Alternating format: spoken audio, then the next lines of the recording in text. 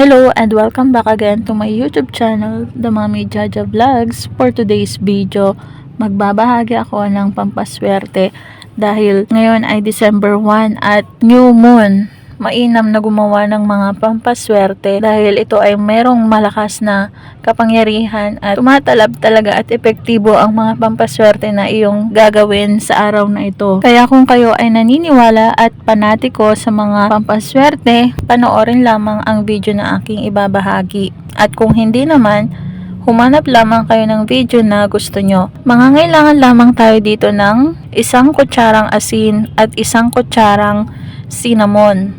Ang asin ang mag-a-absorb ng mga negative energies, mga kamalasan at kahirapan sa ating buhay. At ang cinnamon powder naman ang siyang mag-aakit ng kasaganahan, mag-aakit ng swerte at magiging money magnet kapag ito ay ginamit na pampaswerte. Ilalagay lamang ito sa iyong kaliwang palad at pagkuskusin. Habang kinukuskus mo ang dalawang palad ay sambitin ang chant na aking ilalagay sa screen.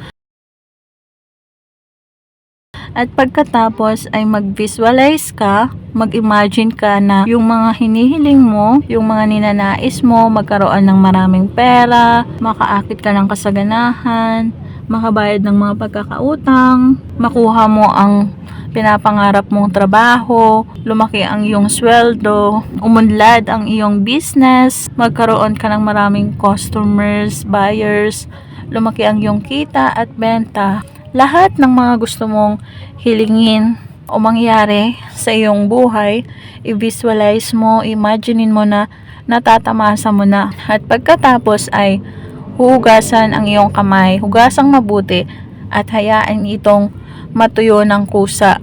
At saka ka pumalakpak ng 3 beses para ma-activate ang energy. Mainam na magawa mo ito bago ka matulog dahil December 1 pa naman ngayon. At anumang oras ay pwedeng gawin ang pampaswerteng ito. Tandaan na ang mga ganitong pamamaraan ay magsisilbing gabay at pampaswerte lamang. Tanging ang ating pagkilos, pagsisipag, pagtsatsaga, pagdiskarte at pagtatrabaho at lalong-lalo na ang manalangin sa Poong May Kapal ang siyang makakatulong sa atin para tayo ay umunlad at magtagumpay at matupad ang mga pangarap natin sa buhay na yumaman.